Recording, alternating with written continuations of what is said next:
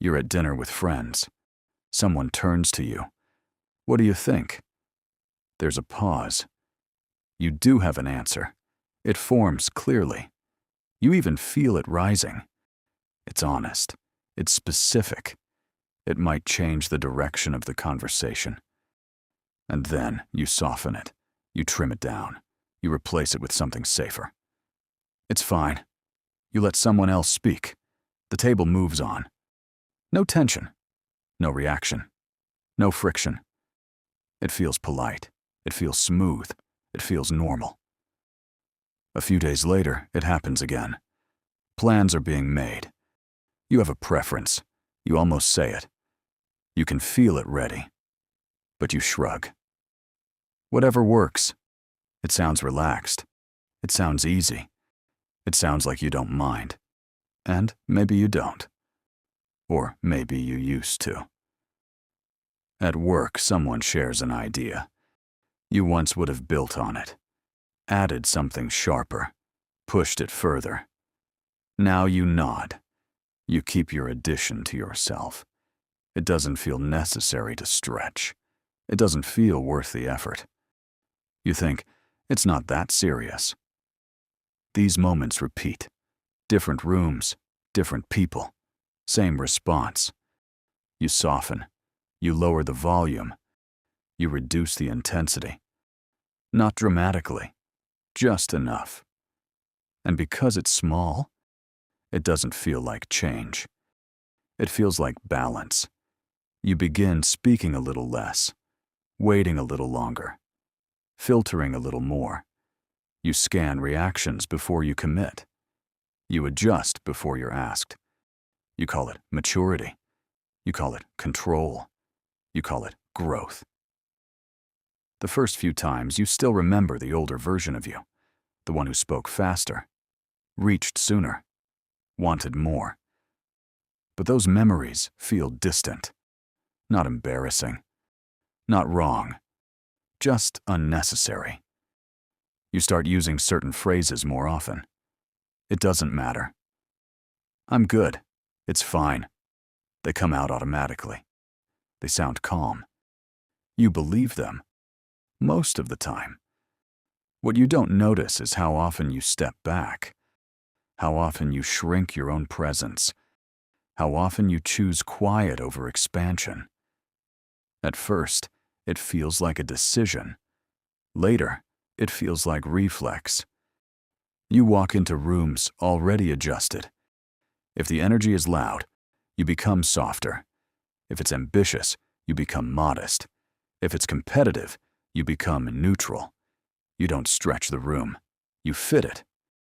Fitting feels safe. There's less tension, less explanation, less risk of standing out in the wrong way.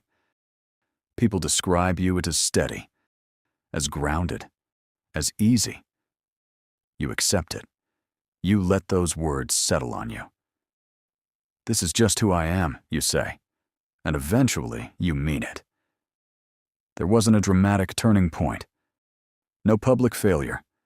No humiliation. No collapse. Just small edits. Small recalibrations. You spoke once and it felt awkward. You pushed once and it created friction. You aimed higher once and it felt exposed.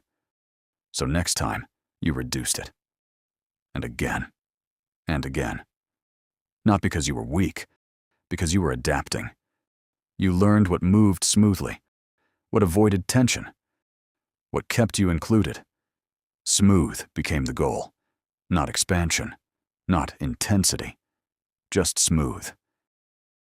You stopped raising your hand as often, stopped volunteering bold ideas, stopped saying, I want that. You started saying, that's nice. You called it realism. You called it peace. You called it being adult. And none of those are wrong, but something shifted quietly. Your internal size changed, your expectations lowered. Not gone, just smaller, more reachable, more comfortable. You stopped announcing dreams out loud. Stopped imagining outcomes that stretched you. Not because you couldn't, because you no longer expected yourself to.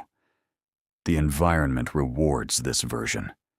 You don't threaten anyone. You don't compete loudly. You don't demand space. You move gently, predictably, manageably. Manageable becomes your new baseline. You don't feel sad. You don't feel broken. You just feel less. Less intense, less urgent, less expansive. And because nothing collapsed, it's hard to notice. You think back to who you were years ago. You had sharper edges, stronger reactions, bigger plans.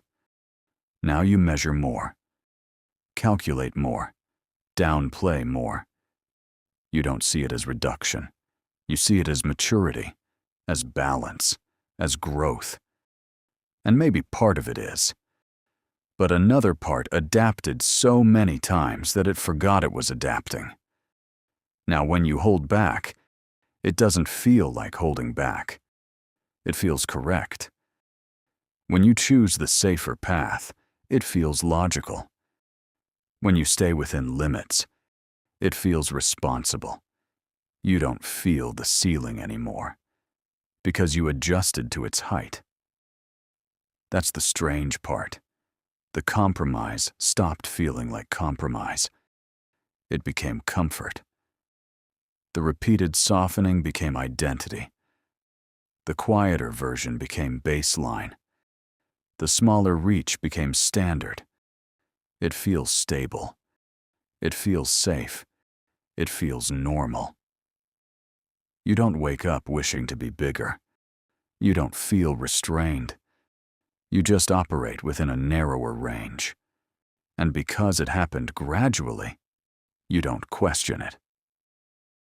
You don't think, I reduced myself. You think, this is just me. This is my personality. This is my pace. But personality can grow from repetition, from repeated choices to soften instead of stretch, to fit instead of expand, to avoid friction instead of risk it. Over time, repetition becomes identity. Not dramatic, not forced, just consistent. Maybe nothing major happened. Maybe you didn't fall. Maybe you didn't fail. Maybe you just adapted. Slowly, quietly, until this version of you felt completely normal. And because it feels normal now, it's hard to remember that it wasn't always this way.